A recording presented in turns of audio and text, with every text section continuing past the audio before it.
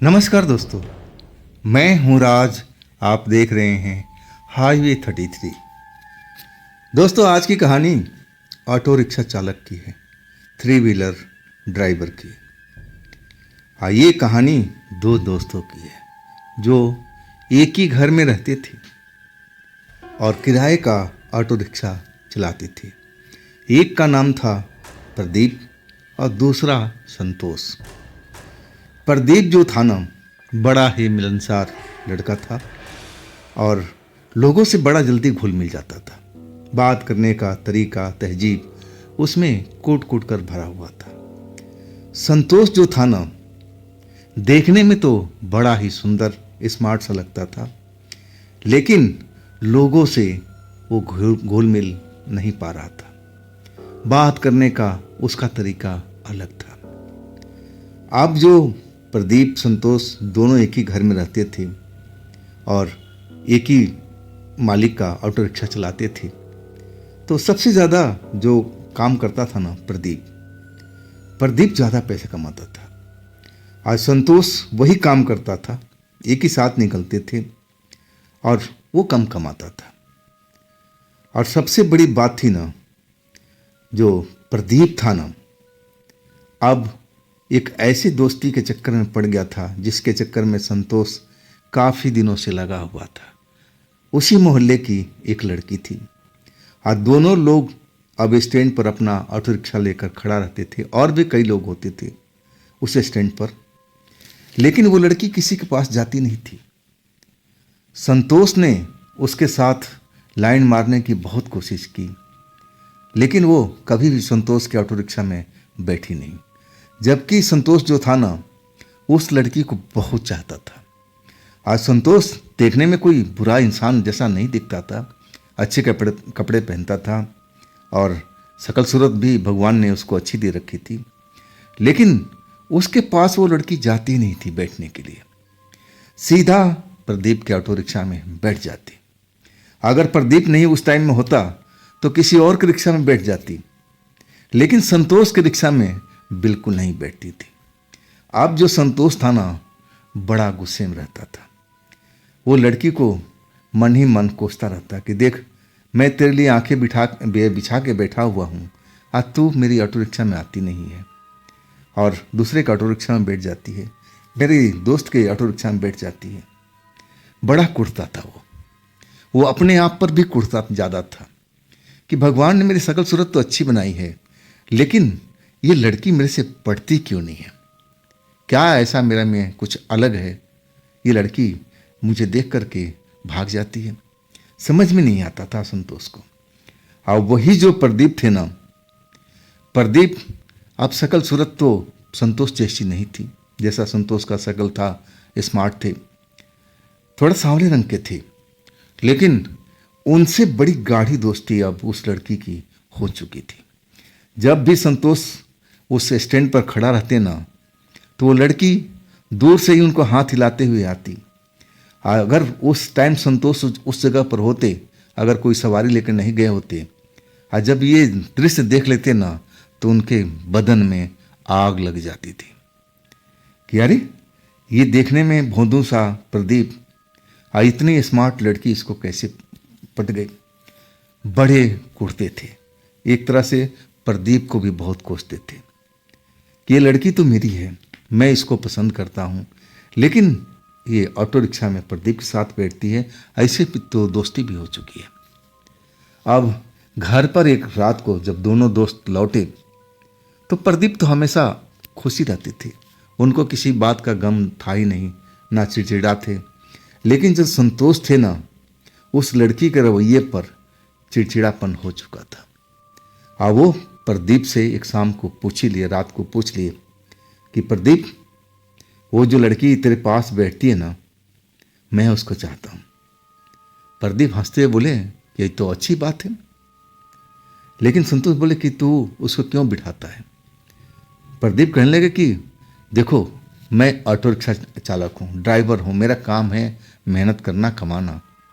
मैं अगर मेरे पास में कोई आ रहा है कस्टमर, तो मैं उसको थोड़ी मना कर दूंगा कि आप मेरे रिक्शा पे मत बैठो, आप दूसरे रिक्शा में बैठ जाओ। उसकी मर्जी, जिसके पास जाके बैठे। मैं उसको मना तो नहीं कर सकता ना। लेकिन संतोष कहने लगे, देख मैं उसको प्रेम करता हूँ, आज तू उससे दूर रह। आप प्रदीप भी थोड़ा तैस में आ चुके थे। वो कहने लगे कि भाई अब वो तुम्हारा नंबर कट चुका है, वो लड़की मेरे से प्रेम करती है।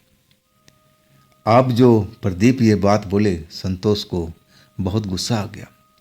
संतोष प्रदीप से झगड़ा के मूड में थे, लेकिन प्रदीप जो थे समझदार थे। वो कहने लगे, भाई हम आपस में झगड़ कर क्या करेंगे, इसमें हम दोनों का नुकसान होगा। तुम लड़की से एक बार पूछ लो ना, वो अगर मानती है तो हमें क्या एतराज है। किसी तरह प्रदीप जो थे संतोष को शांत कराए। अब जो संतोष था लंबा चौड़ा था और प्रदीप थोड़ा अब उससे दुबले थे, शरीर में कमज़ोर थे। अब ये सोचे कि अगर दोनों दोस्त लड़ जाएंगे तो ठीक नहीं होगा। अब समझदारी से प्रदीप ने काम लिया, अपने दोस्त को शांत कराया। इसके बाद एक दिन जब संतोष के पास मौका था, वो लड़की से जा कर के मिले।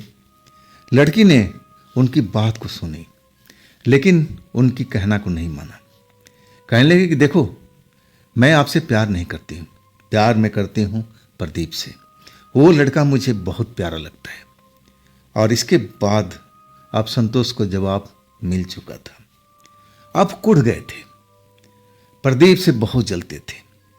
हमेशा जब रात में दोनों लोग आते तो अब बातचीत होती भी नहीं थी, लेकिन प्रदीप समझते थे कि मेरा पार्टनर है, रूम पार्टनर है, अब इसके साथ हमें थोड़ा घुल मिल कर रहना चाहिए। प्रदीप उससे बोलने की कोशिश करती, संतोष उनको झिड़क देता कि भाई तू रहने दे, तेरा दुनिया अलग है, मेरा दुनिया अलग है। हाँ, अब मैं तेरी दुनिया में घुस के दिखाऊंगा। वो एक तरह से प्रदीप को चैलेंज कर रहे थे। प्रदीप समझ रहे थे कि ये मेरा दोस्त है, बावला हो गया है प्यार के चक्कर में। और वो समझाने की कोशिश करने लगे कि संतोष भाई, जैसा आप सोच रहे हो ना, ऐसा कुछ भी नहीं है। हाँ, वो लड़की मुझसे बहुत प्यार करती है, मैं भी उसे अब प्यार करने लगा हूँ, पहले नहीं करता था। अब इसमें मेरा क्या कसूर है।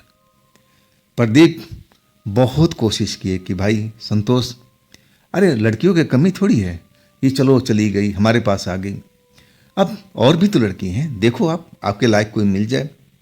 लेकिन संतोष जो थे ना, अपने दोस्त को प्रदीप को धमकी दे रहे थे। कह रहे थे कि बेटा ये लड़की तो मेरे पल्ले ही आएगी, जितना दिन तुझे मौज करना है कर ले, उसके साथ घूमना है घूम ले, लेकिन लड़की को लौट को मेरे पास ही आना है। अब प्रदीप समझे कि ये सही में इसका दिमाग सटक गया है, कैसी बहकी बहकी बात करता है, और उन्होंने बात ख़त्म कर दी। इसके बाद रोज़मर्रा का काम अपना करने लगे लोग। रात में अब उसी कमरे में रहते, किराए का कमरा था, दोनों जो साथी थे शेयर करके रहते थे। खाना पीना होटल से खा के आते थे। कभी कभी जब मूड होता तो घर में बन भी जाता था, लेकिन बहुत कम। अब इसके बाद सुबह सुबह अपना ऑटो रिक्शा लेना और दोनों जो पार्टनर थे निकल जाते थे अपने काम धंधे पर। अब इसके बाद जो संतोष थे ना, उस अड्डे पर जहाँ प्रदीप खड़ा होते थे और भी रिक्शा वाले खड़े होते, उस जगह पर खड़ा नहीं होते, कहीं और निकल जाते थे। उस लड़की से अब सामना भी नहीं करते थे। ना जाने उनको अंदर ऐसा क्या चीड़ आ चुका था। खैर, अब इस तरह महीना डेढ़ महीना बीत चुका था। अब जो संतोष थे ना, अब प्रदीप से कभी कभी जब काम होता ना तभी बोलते, और नहीं तो जैसा उनका पहली दोस्ती थी, हमेशा एक दूसरे से मजाक चलता रहता था, वो बात ख़त्म हो चुकी थी उस लड़की की वजह से। अब डेढ़ महीना बीत चुका था। अब इसके बाद अब प्रदीप जो थे ना, अपने वक्त पर अपने कमरे में आ जाती। दो चाबी थी, एक चाबी कमरे की संतोष के पास में थी, एक प्रदीप के पास में। जो पहले आता दरवाज़ा खोलता और जो दूसरा आता अपना आराम से आ जाता, कोई दिक्कत नहीं, पहला होता ही था। अब इसके बाद प्रदीप एक चीज़ का नोटिस करने लगे कि संतोष अब लेट से आ रहा है। कभी 12 बज रहा है, कभी 1 बज रहा है, कभी 2 बज रहा है। ऐसा तो पहले नहीं करता था। 9 बजे तक मैक्सिमम 10 बजे तक वो घर पर रिक्शा लेके आ जाता था, ऑटो रिक्शा। लेकिन आजकल वो लेट आने लगा। प्रदीप पूछना चाहा कि संतोष भाई, आजकल ज़्यादातर आप लेट आ रहे हो, कौन सा काम कर रहे हो रात के टाइम में? संतोष झिड़कती है, तेरे से क्या मतलब है, तू भाई अपना काम कर, मैं अपना काम कर रहा हूँ। अब बातचीत बिल्कुल बंद कर दी। प्रदीप अब दोस्त थे उनका, और वो कहीं सोच रहे थे मन में कि कहीं संतोष कोई गलत रास्ता पर तो नहीं जा रहा। आखिरकार रूम पार्टनर थे, और जो गांव था ना, गांव भी एक ही था दोनों का, तो एक तरह से पड़ोसी भी थे गांव के। अब इतना तो प्रदीप को बनता था ना कि मेरा दोस्त कोई गलत रास्ते पर ना जाए। अब उन्होंने नज़र रखना शुरू कर दिया कि प्रदीप कब आ रहा है, कब जा रहा है, स्टैंड पर किससे मिलता है, वो सब चीज़ें नोटिस करना। जब भी देखते प्रदीप संतोष को कि कहाँ जा रहा है, कब आ रहा है, इस चीज़ पर उन्होंने गौर करना शुरू किया। जब एक रात को संतोष लगभग 2 बजे आए ना, तो संतोष कोई नशा नहीं करते थे, ना प्रदीप कोई नशे के आदी थे, दोनों लोग बिल्कुल नशे से दूर थे। लेकिन जब संतोष 2 बजे रात में आए ना, तो उनकी जो पैर था ना लड़खड़ा रहा था।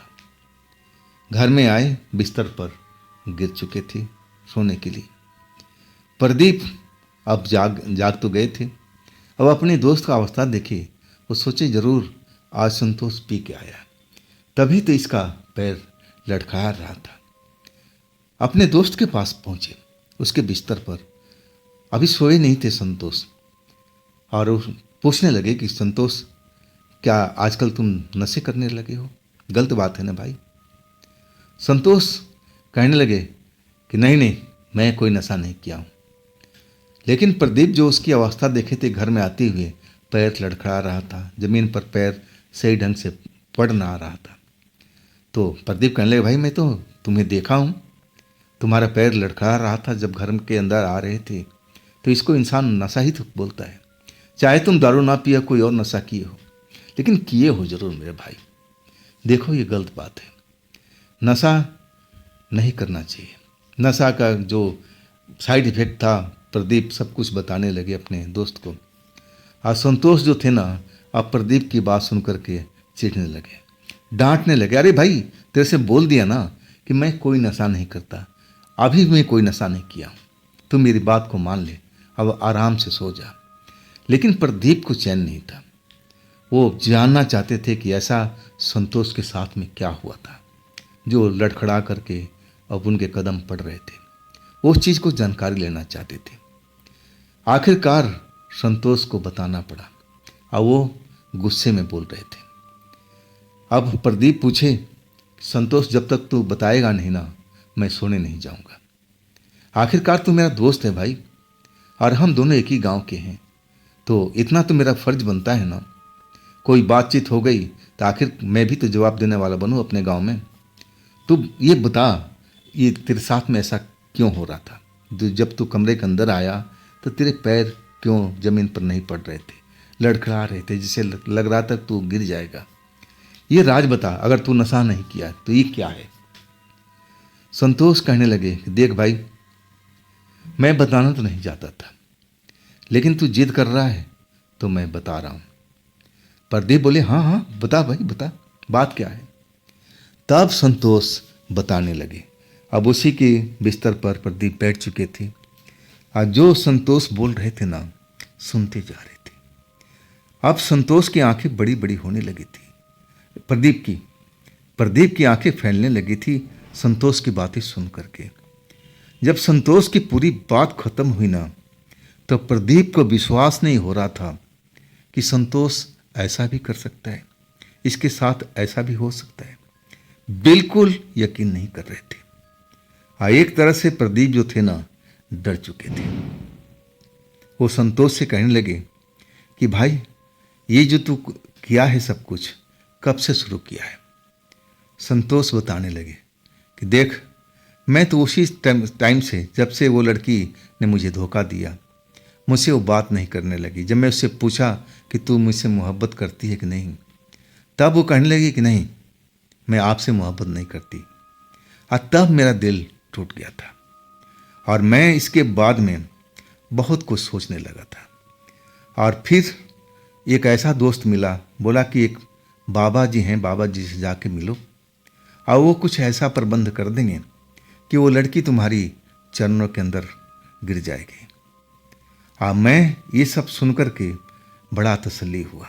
संतोष बता रहे थे प्रदीप से। अब प्रदीप सारी बात को सुन रहे थे। तब संतोष कहने लगे कि मुझे भी विश्वास नहीं हुआ कि बाबा ऐसा कर सकते हैं क्या।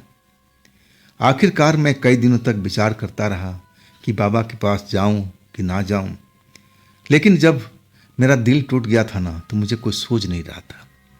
मैं उस लड़की को कैसे भी पाने के लिए ललायत था कि लड़की मुझसे आकर मिले, गलती का अपना क्षमा मांगे कि हमसे गलती हो गई है, मैं आपसे प्यार करती हूँ। मैं उससे करवाना चाहता था। और फिर मैं वो लालच को भूल नहीं पाया। मैं बाबा जी के पास पहुँच गया था। बाबा जी कहने लगे, ये कौन सी बड़ी बात है, मैं ये काम करवा दूंगा, इसमें इतने खर्चे आएंगे, ये पूजा पाठ करना होगा। और फिर मैं इसके लिए तैयार भी हो गया कि चलिए बाबा जी, ये काम करवा दीजिए और मैं आपको एक मुश्त पैसा दे दूंगा। पैसा देने के बाद बाबा जी कहने लगे कि अब तुम आराम से बैठो, सारा काम मैं कर दूंगा। मुझे शमशान में जाना पड़ेगा, वो पूजा पाठ तुम्हारे नाम से करना पड़ेगा। इसके बाद अब वो ना जाने क्या किए नहीं किए, वो तो मुझे पता नहीं। हाँ, जब कोई असर नहीं हुआ, वो लड़की मेरी तरफ देखती नहीं थी, दूर चली जाती थी। तो जब ऐसा करते करते 15 दिन बीत गया ना, तो मैं फिर बाबा के पास पहुंचा। बाबा जी मुझे मिल गए, कहीं निकल रहे थे। आप मुझे देखकर कहने लगे कि हाँ हाँ, मैं तुम्हें ही याद कर रहा था, आओ बैठो, तुमसे कुछ बात करनी है। आप संतोष बता रहे थे कि मैं बाबा जी के पास बैठ गया था। बाबा जी कहने लगे कि देखो, तुम्हारी नाम का मैं पूजा तो कर लिया, लेकिन वो बात बन नहीं रही है, बात नहीं बन रही बिल्कुल भी। मैं कई बार तुम्हारा नाम लेकर के, उस लड़की का नाम लेकर के जो भी होता है तंत्र साधना मैं कर चुका हूँ, लेकिन मुझे कुछ फर्क नहीं दिख रहा है। अब जो संतोष कहने लगे, ठीक बाबा, अगर आप पूजा नहीं कर सकते, ना कोई फर्क हुआ, तो मेरे पैसे वापस दे दीजिए, मैं अपने घर पे चलूँ, बात खत्म। लेकिन बाबा जी कहने लगे, नहीं, वो पैसा तो सारा खर्च हो चुका था, मैं पूजा में लगा चुका हूँ। अब संतोष कहने लगे कि मैं बाबा से नाराज़ हो गया था कि बाबा जी, जब मुझे कोई फ़ायदा ही नहीं हुआ, जिस काम के लिए मैं आया था, जितना पैसा मांगे मुँह मांगा, मैं आपको मना तो नहीं किया ना, सारा पैसा दे दिया, तो मेरा काम भी तो होना चाहिए। लेकिन अब काम नहीं हुआ तो पैसा वापस कर दीजिए। लेकिन बाबा जी कहने लगे कि देख बेटा, मैं तुझे एक मंत्र देने वाला हूँ, और देख मैं तुझे याद कर रहा था उसी के लिए। ये मंत्र को तुझे शमशान में जाकर सिद्ध करना पड़ेगा। अगर इस मंत्र को तूने सिद्ध कर लिया ना, तो समझ ले वो लड़की तेरे पास में आ जाएगी। आप संतोष कहने लगे कि भाई प्रदीप, मैं उस लड़की के प्रति इतना दीवानगी बढ़ा हुआ था जो तेरी सहेली बनी हुई है। मैं कैसे भी तेरे से वो सहेली को छीनना चाहता था, तुझे मैं नीचा दिखाना चाहता था। मैं उस मंत्र को अब ले लिया। अब मैं सोचा कि कोई बात नहीं जी, अगर बाबा का पूजा असफल हो चुका है तो बाबा ने तो मंत्र दे दिया है, वो भी तो कीमती है। उस मंत्र को अब जैसे बाबा ने विधि बताया था कि शमशान में जा कर के अब तुम्हें साधना करना पड़ेगा, और कुछ दिन के बाद जितना टाइम बताए थे, और उतना दिन के बाद उसका असर तुम्हें दिखाई पड़ेगा। इसके बाद प्रदीप, संतोष बता रहे थे प्रदीप से कि मैं तुम्हारे बारे में बिल्कुल भी नहीं सोचा कि तुम्हारा क्या होगा। अगर वो लड़की मेरे पास आ जाएगी तो तुम्हारा भी दिल टूट जाएगा। मैं तुम्हारे प्रति बिल्कुल वफादार था ही नहीं, और मैं तुम्हारे लिए कुछ सोचता भी नहीं था कि तुम भाड़ में जाओ, बस लड़की मेरे पास में आ जाना चाहिए। मेरे दिमाग में यही जुनून सवार था। अब मैं कैसे भी उस लड़की को पाना चाहता था, बस एक बार अपने सामने लाना चाहता था कि हाँ, मैं आपसे प्यार करती हूँ। इसके बाद मैं उससे कोई रिश्ता रखने वाला नहीं था। यही तो मेरा जुनून था। खैर, अब इतना बात बोल करके संतोष चुप हो गए थे। प्रदीप वहाँ बैठे हुए आज संतोष की तरफ देख रहे थे कि संतोष मेरे प्रति इतना भयानक भयानक विचार रखा हुआ है। मेरी प्रेमिका को अब इस तरह से अपनाना चाहता था, साधु बाबा से, अघोरी से, तंत्र साधना करके। तब प्रदीप कहने लगे कि अब आगे की कहानी तो बता, आगे क्या हुआ, अब तेरे साथ में क्या चल रहा है वो चीज़ को बता दे। संतोष कहने लगे भाई वही चीज़ तो बताने जा रहा हूँ। अब इसके बाद संतोष बताने लगे कि मैं जैसे बाबा ने बताया था और मैं अपना ऑटो रिक्शा लेकर के सारा पूजा का सामान लेकर के मैं शमशान में पहुंच जाता था। जो विधि बताए थे बाबा कि ऐसे दीपक जलाना, फल फूल ऐसे रखना, सब कुछ ऐसे रखना, वो मैं करके और उस मंत्र को मैं अब साध रहा था। जिस तरह से बाबा बताए थे कोई गलती नहीं कर रहा था, बिल्कुल उसी विधि विधान से। लेकिन पहली रात तो ऐसे ही निकल गई। बिल्कुल श्मशान में मुझे कोई परिंदा तक नहीं दिखाई दिया। अब बाबा ने बोला था कि एक शक्ति तेरे पास में आएगी और वो शक्ति तेरे पास आकर के बैठ जाएगी। अब फिर उस शक्ति से तेरी नज़रें मिलेगी, तू डरना मत, उससे अपनी नज़रें मिलाना और वो शक्ति तेरे बस में हो जाएगी। और इसके बाद तू जो चाहेगा ना सब कुछ होता जाएगा। अब मैं तो बहुत खुश था। संतोष कह रहे थे मैं तो बहुत खुश था। मेरे पैर तो ज़मीन पर पड़ नहीं रहे थे। मैं चाह रहा था कि कैसे भी वो साधना को कर लूं और मैं अपनी प्रेमिका को पालूं, चाहे एक बार के लिए। इसके बाद मुझे उस प्रेमिका से कोई मतलब नहीं था।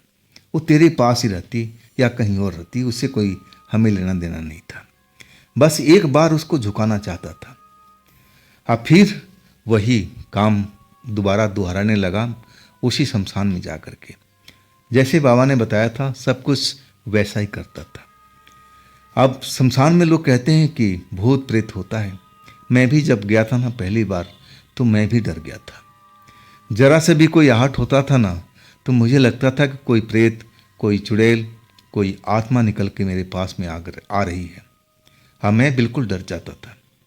लेकिन बाबा जी ने कहा था कि बेटा डरना मत, डरने से काम खराब हो जाएगा। और मैं बाबा जी की बात मानता रहा। अब उन चीज़ों पर मैं ध्यान नहीं देता था।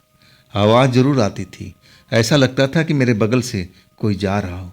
उसकी कदमों की आवाज़ मुझे साफ सुनाई देती थी और मैं बिना डरे हुए उस चीज़ का मैं साधना करता रहा। और ऐसा ही मेरे साथ में 4 रातों तक होता रहा।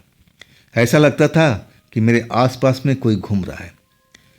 किस्म किस्म की आवाज़ भी सुनाई देती थी, जैसे कोई रो रहा है, कोई रो रही है, कोई सिसक रही है। आज सब बाबा जी बताए थे कि ऐसा सब कुछ तुम्हें दिखाई भी दे सकता है, सुनाई भी दे सकता है। लेकिन बेटा डरना नहीं है। जो तुम्हें साधना बताया हूँ उस साधना को करते जाना है। जब साधना वो पूरा हो जाएगा ना, वो शक्ति तुम्हारे पास जरूर आ जाएगी। बस उस चीज़ को विधि विधान से करना है, कोई भी उल्टा काम बिल्कुल नहीं करना है। और इस तरह करते करते 4 रात हमने उस जगह पर बिता दिया था। और तभी मैं लेट आता था। तुम्हें ध्यान है ना, जब मैं दरवाज़ा खोलता था, ठकठकाता था और तुम जाग जाती थी, मैं गुस्से से तुम्हारी तरफ देखता था और फिर अपने बिस्तर पर आकर के सो जाता था। तुम मुझसे बात करने की कोशिश करते थे कि इतना लेट कैसे, इतना लेट कैसे। मैं तुम्हें झिड़क देता था और तुम जाकर के अपने बिस्तर पर चुपचाप सो जाते थे। कभी मेरी बात का तुमने बुरा नहीं माना। तब प्रदीप कहने लगे यार वो तो छोड़ो, अब उसके आगे क्या हुआ वो चीज़ को बताओ।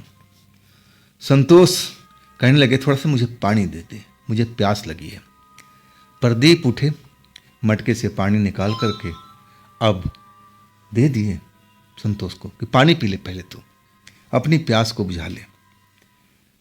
अब इसके बाद पानी का घूंट भर करके संतोष आगे की कहानी अब बताने लगे कि सुन प्रदीप, 4 दिन जब मैं ये सब झेलता रहा।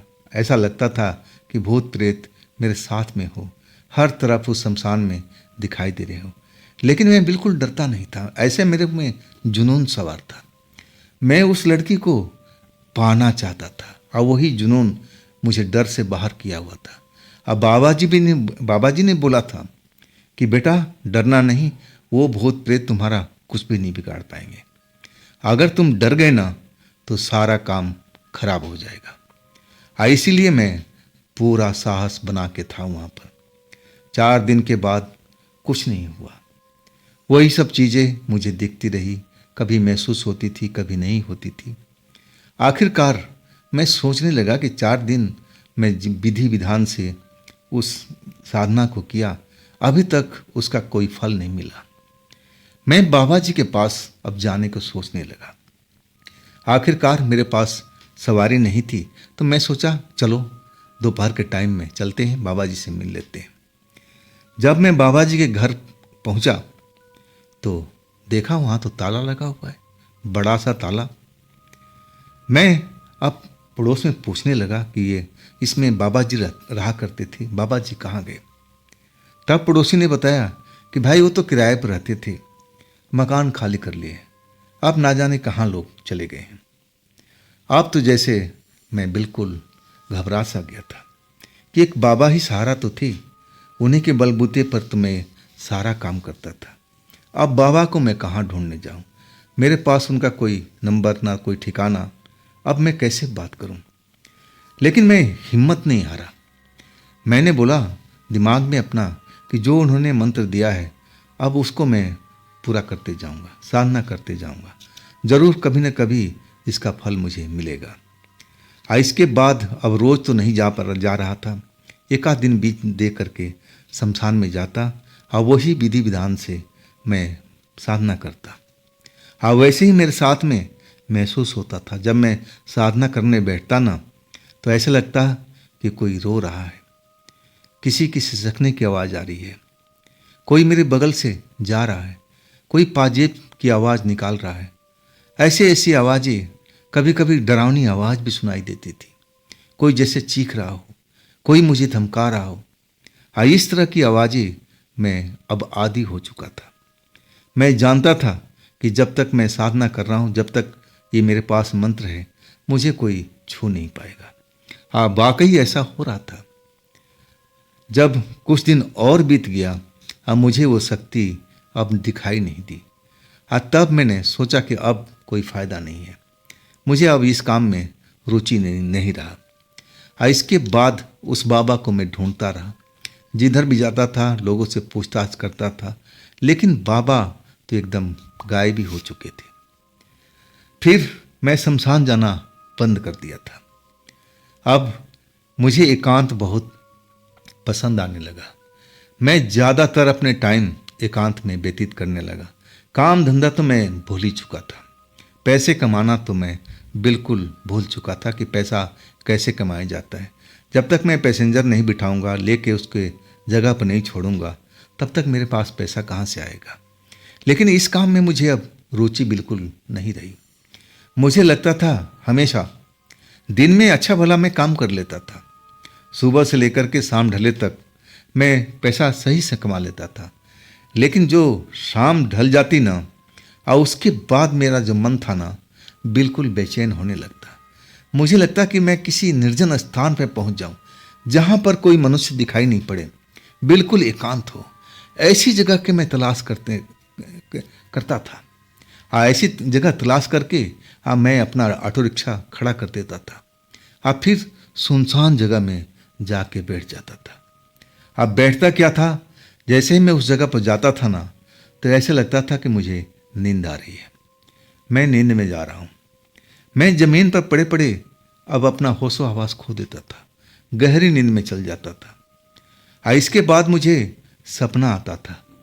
सपने में देखता था कि एक सफ़ेद कपड़ों में सुंदर लड़की मेरे पास आई है, मेरे बालों से खेल रही है, मेरा नाम लेके पुकार रही है कि संतोष आंखें खोलो, संतोष आंखें खोलो, देखो मैं आई हूँ ना, क्या आप मुझसे प्यार नहीं करोगे। मैं सपने में आंखें खोलता उस लड़की को सुंदरता देख करके अब मैं मोहित हो जाता। वो लड़की मुझसे प्यार करने के कहती, अब मैं प्यार भी करता उससे, और इस तरह आधी रात से अधिक हो जाती। और इसके बाद वो लड़की कहती कि संतोष अब तुम आराम से सो जाओ। और इसके बाद मुझे सपने में ही वो मुझे छोड़ करके चली जाती। जब मेरा आँख खुलता ना तो मैं बिल्कुल सपना टूट चुका होता था, लेकिन वो सपना मुझे ध्यान रहता था कि मैंने आज ये सपना देखा था। मेरे बगल में वो लड़की आई थी सफ़ेद वस्त्रों वाली, मैंने उसके साथ प्रेम भी किया। क्या ये सच है? मुझे ही समझने में थोड़ा वक्त लगा। जब 2-4 बार ये सब मेरे साथ में हुआ ना, तो मैं सोचने लगा कि ये सब मेरे साथ में क्यों ऐसा हो रहा है। मैं शाम होते ही अब मेरे मन में बेचैनी क्यों बढ़ने लगती है। मैं एकांत में क्यों जाने के लिए तड़पने लगता हूँ, और उस जगह पर पहुँचता हूँ तो मुझे नींद क्यों आने लगती है। मैं सो कैसे जाता हूँ, और सोने के बाद में वही सपना मुझे बार बार क्यों आता है। वही लड़की मुझे दिखाई देती है, मुझे जगाती है, कहती है कि संतोष आंखें खोलो, देखो मैं आ गई हूँ, क्या मुझे तुम प्यार नहीं करोगे। मैं आंखें खोल देता था, उससे प्यार करता था, और फिर वो मुझे सुला के चली जाती थी। अब मैं इस चीज़ पर बड़ा गौर करने लगा था। आज सही कहो प्रदीप, मेरे को अंदर थकावट, कमजोरी सब कुछ होने लगा। अब ऐसा लगने लगा कि मैं कमज़ोर होता जा रहा हूँ। लेकिन मैं तुमसे बताना चाहता था प्रदीप, लेकिन मेरे अंदर में अकड़ जो थी ना, वो अकड़ कम नहीं हुई थी। मैं तुमसे झुकना नहीं चाहता था, तो मैं तुमसे दबना भी नहीं चाहता था, मजाक भी बनना नहीं चाहता था। इसलिए मैं तुमसे कोई बात बताया नहीं। ये मेरी सबसे बड़ी गलती थी। संतोष रो रहे थे, आंखों से आंसू निकल रहा था। प्रदीप उनकी आंसू देख के कहने लगे, दोस्त बिल्कुल मत रहो, मैं हूं ना तुम्हारे साथ में, मैं तुम्हारी मदद करूंगा। इसके बाद क्या हुआ, आगे क्या हुआ? संतोष कहने लगे कि दोस्त मुझे अपने आप पर अब दया आने लगी कि ये सब मैं कर क्या रहा हूँ। शाम होते ही मेरी शरीर में बेचैनी बढ़ती जा रही है। मैं एकांत की तलाश में चला जाता हूँ। आज ज़्यादातर मैं उसी स्थान पर पहुँचता था। वो स्थान मुझे बहुत प्यारा लगता था। और फिर वही नींद आ जाती थी। फिर वही सफ़ेद वस्त्र वाली सुंदर लड़की मेरे पास में आ जाती थी, और फिर हम दोनों प्यार में खो जाते थे। वो लड़की मुझे कहती थी कि अब संतोष आप सो जाओ, मैं जा रही हूँ। और इसके बाद कुछ देर के बाद मेरी आंखें खुल जाती थी। और इस बार जब मेरी आंख खुली ना, तो मैं उस सपना को अब पहचानने की कोशिश करने लगा कि क्या ये जो मेरे साथ में चल रहा है, ये वाकई में मेरे साथ हो रहा है कि ये कोई मन का भ्रम है। लेकिन मन का भ्रम कैसे होगा? एक बार होगा, 2 बार होगा, ये लगातार तो नहीं होगा। और इसके बाद मैं बिल्कुल डर गया था। आज सही मायने में जब उस स्थान पर मैं उस लड़की का एक पहचान देखा, तो मैं समझ गया था कि ये जो सपना मैं देखता था ना, ये वास्तव में सपना नहीं है। ये मेरे साथ में रियल टाइम में सब कुछ चल रहा है। वो पहचान अपना एक मेरे पास में छोड़ गई थी। और वो पहचान एक कपड़ा था, रुमाल टाइप का। और वो कपड़ा मखमली का था, चमकता हुआ कपड़ा, सफ़ेद कपड़ा। जब मैंने उस कपड़ा को उठाया था ना, तो उसमें सुगंध निकल रही थी। उस रात को सुगंध जैसे मैं सपने में महसूस करता था उस लड़की के साथ, वैसा ही बिल्कुल सेम टू सेम था। और तब मुझे पूरा यकीन हो गया कि नहीं, मैं कोई सपना उपना नहीं देखता था, मेरे साथ में कुछ हो चुका है। शायद वो मंत्र का असर है।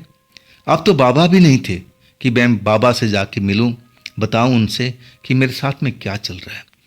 शरीर में कमजोरी होने लगी थी।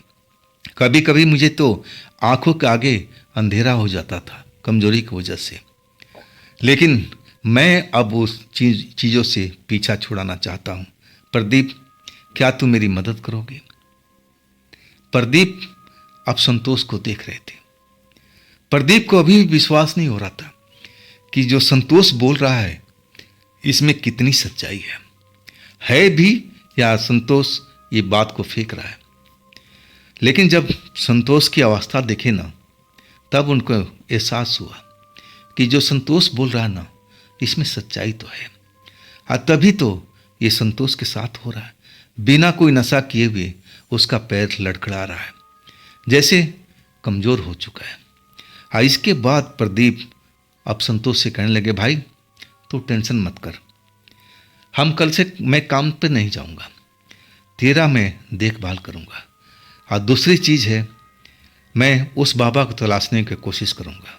अगर वो बाबा नहीं मिला तो कोई और बाबा मिलेगा, मैं उससे बात करूंगा। लेकिन ये तेरी जो भी तेरे साथ में घट रहा है, इसको मैं बंद करवाऊंगा, तू टेंशन मत कर। इसके बाद दोनों दोस्त गले मिले थे उस रात को, और दोनों की आंखों में आंसू थे। संतोष कह रहे थे, भाई मेरे से बहुत बड़ी गलती हो गई, मुझे तेरे बारे में ऐसा सोचना नहीं चाहिए था। प्रदीप समझा रहे थे कि भाई तूने जो कुछ किया ना, उसको तो भूल जा, अब इसको याद दिलाने से कोई फ़ायदा नहीं है। अब हम आगे का प्लान करते हैं। इसके बाद दोनों दोस्त अपना सो चुके थे। सुबह उठे प्रदीप ही। अब वाकई में जब सूरज की रोशनी में संतोष का चेहरा देखा ना, तो दंग रह गए थे। पूरा संतोष का चेहरा और शरीर पीला पड़ा हुआ था, जैसे शरीर में खून सूख चुका है। वाकई में उनका शरीर देख करके संतोष का प्रदीप डर गए थे। आप फिर कहने लगे कि संतोष तुम घर पर रहना, मैं सब कुछ तुम्हारे खाने पीने का सब कुछ प्रबंध करके अब मैं उस बाबा की तलाश में जा रहा हूँ। अगर वो बाबा मिल गए तो अच्छी बात है, अगर नहीं मिले मैं किसी दूसरे बाबा को लेके आऊँगा। चिंता मत कर, ये सब से तुम्हें छुटकारा जरूर दिला दूंगा। जरूर उस मंत्र में कुछ गड़बड़ होगा, तभी ये तेरे साथ में सब कुछ हुआ है। इसके बाद संतोष को एक तरह से आश्वासन दे करके अब प्रदीप अपना ऑटो रिक्शा लेकर के चल पड़े। काम धंधा में नहीं, उस बाबा की तलाश में। जहाँ जहाँ संतोष बताए थे कि उस एरिया में रहते थे, उस एरिया को उन्होंने छान मारा, लेकिन उस कॉलोनी में, अगली कॉलोनी में कहीं भी बाबा का अता पता नहीं था। इसके बाद प्रदीप अब सोचने लगे कि हे भगवान, अब क्या करूं, अब क्या करूं। अब दूसरे बाबा का तलाश में लग गए। बाबा मिले भी एक। अब पूरी कहानी संतोष को बता दिया। बाबा तो मना कर दिए पहली बार में कि नहीं नहीं, ये भाई उल्टा काम है, ये काम मैं नहीं करूँगा, इसमें बहुत खतरा है और एक तरह से मेरा भी नुकसान हो सकता है, मैं ये काम करूँगा नहीं। प्रदीप कहने लगे, बाबा आप ये काम को कीजिए, जो भी खर्चा होगा मैं देने के लिए तैयार हूँ, बस किसी भी तरह से मेरे दोस्त को उस आत्मा से बचा दीजिए जो उसके साथ रोज रात को आती है और उस जगह पर बुलाती है। तो आखिरकार बाबा पैसे के लालच में मान चुके थे और कहने लगे कि इतना पैसा लगेगा। अब प्रदीप जानते थे कि अगर दोस्त को बचाना है तो ये इतना पैसा तो खर्च करना पड़ेगा। जो भी उनकी जमा पूंजी उन्होंने अपने घर भेजने के लिए रखा था, आज सब उस बाबा को दे दिए कि बाबा बस मैं चाहता हूँ कि मेरे दोस्त सही हो जाए और उस आत्मा से बिल्कुल मुक्त हो जाए। तब बाबा कहने लगे कि देख, अब तुम्हारे दोस्त को शमशान में मैं भी लेके जाऊंगा, लेकिन अकेले नहीं जाएगा, मेरे साथ में जाएगा। तुम्हें चलना है, तुम भी चलना। फिर उन्होंने एक तारीख निश्चित की कि फलाने तारीख को अमावस की रात है और उस रात को हम ये पूजा करेंगे। अगर हमारी पूजा सफल हो गई तो समझ लो तुम्हारे दोस्त के ऊपर से उसका साया हट जाएगा, सब कुछ तुम्हारा दोस्त पहले की तरह सही हो जाएगा। अगर हो सकता है कि आत्मा शक्तिशाली हो तो मेरे साथ भी कुछ भी हो सकता है।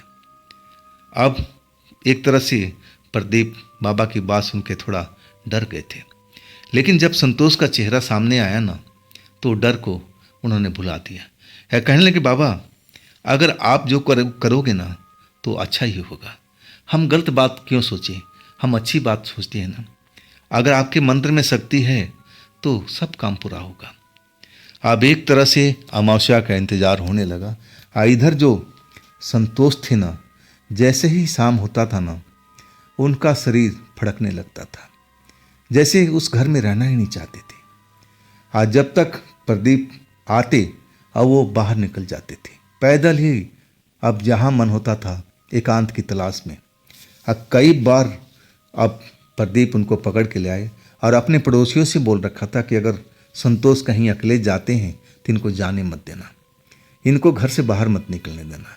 अब पड़ोसी भी जान चुके थे उनके बारे में कि उनके साथ कुछ खेल हो चुका है, और इस तरह करके संतोष को घर में रोका जाता था। लेकिन घर में भी रहते ना तो शांति से नहीं रहते, बड़ा उत्पात मचाते थे। अपने घर का बर्तन भाड़ा को फेंकते रहते थे, गाली वाली देते थे जो भी सामने पड़ जाता। एक तरह से पूरे घर को अब नरक की तरह बना रखा था। लेकिन अब अमावस तक इस नरक को भोगना था प्रदीप को। आखिरकार अमावस आ चुकी थी। बाबा के पास चले गए थे संतोष और प्रदीप दोनों, और बाबा कहने लगे कि बस थोड़ी देर के बाद में हम शमशान चलेंगे, और वो अपनी तैयारी में लग गए थे।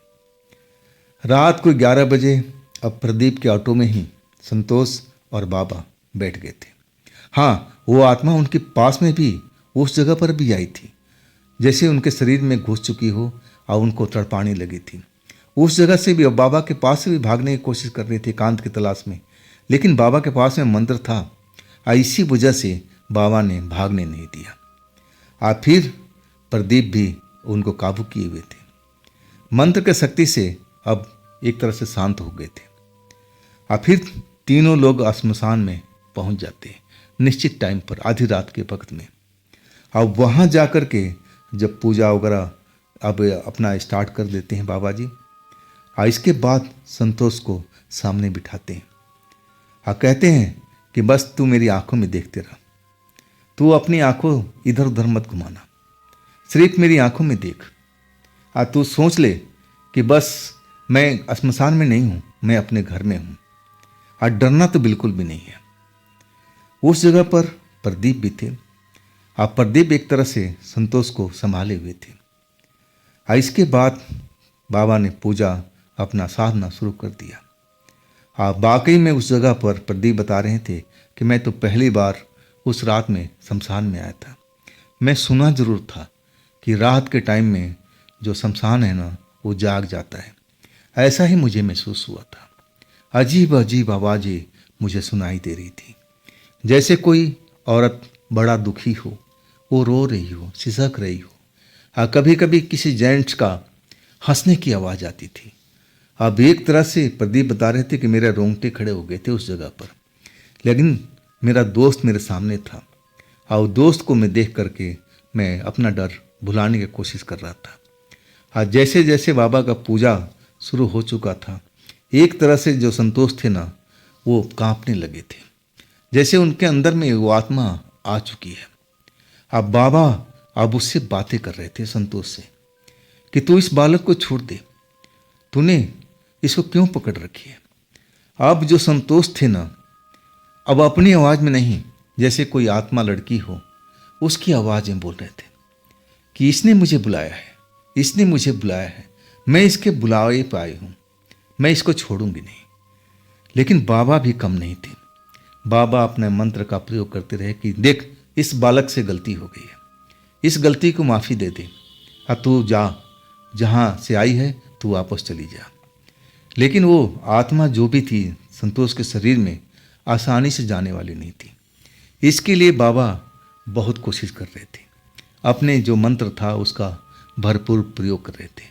और जब मंत्र का उच्चारण करके उसके ऊपर चावल का दाना छिड़कते ना, तो जैसे लगता था कि संतोष के शरीर में आग लगा हुआ है, जैसे अपने कपड़े आग बुझाने की कोशिश कर रहा हो, चिल्लाने लगता था। लेकिन आवाज़ वो संतोष की नहीं होती थी, वो आवाज़ किसी अनजानी शक्ति की होती थी, जैसे कोई लड़की हो, आत्मा हो, वो तड़पती थी। आखिरकार बाबा ने बोला कि तू इसको छोड़ के जा, तू उसके शरीर को त्याग छोड़ दे, हाँ तू चली जा। अगर तू नहीं जाती है तो तुझे मैं जला दूंगा, तुझे मैं भस्म कर दूंगा। हाँ, ये जो उनका बात था काम में आई। धमकी जो थी ना बाबा की, वो काम कर गई थी। और इसके बाद वो आत्मा कहने लगे कि आप मुझे जाने दीजिए, मैं कभी भी अब इस लड़के के शरीर में नहीं आऊँगी। और इसके बाद बाबा ने कसम भी खिलवाई उससे कि तू कसम खा। हाँ, फिर वो लड़की कसम नहीं खा रही थी, लेकिन बाबा बिना कसम खिलाए उसको छोड़ना नहीं चाहते थे। आखिरकार जब उसने कसम खा ली तब बाबा बोले कि अब तू जा सकती है। और इसके बाद चावल का दाना उसके शरीर पर मारे। आज जैसे लगा कि वहाँ पर एक जोरदार आवाज़ हुआ है, झूम से, जैसे कोई रॉकेट पास से गुजरा हो। और इसके बाद संतोष उसी जगह पर मूर्छित हो गए थे, बेहोशी में आ गए थे, संभाले हुए थे प्रदीप। तब बाबा कहने लगे अब डर मत, इसके शरीर से जो भी आत्मा थी मैंने निकाल चुका हूँ, अब हम लोग वापस चलते हैं। तब बाबा से पूछने लगे प्रदीप कि अभी मेरा दोस्त होश में नहीं है। और तब बाबा कहने लगे अभी होश में आएगा भी नहीं, इसको पूरी रात आराम करने देना है। और जब ये अपने आप जगेगा ना तब बिल्कुल फ्रेश में होगा, सब पिछली बात इसके दिमाग से जा चुकी होगी। अभी तू जगाएगा ना तो मामला थोड़ा सा गड़बड़ हो सकता है कि वो उसी यादाश्त में पड़ा रहे जो उसके साथ सब कुछ चल रहा था।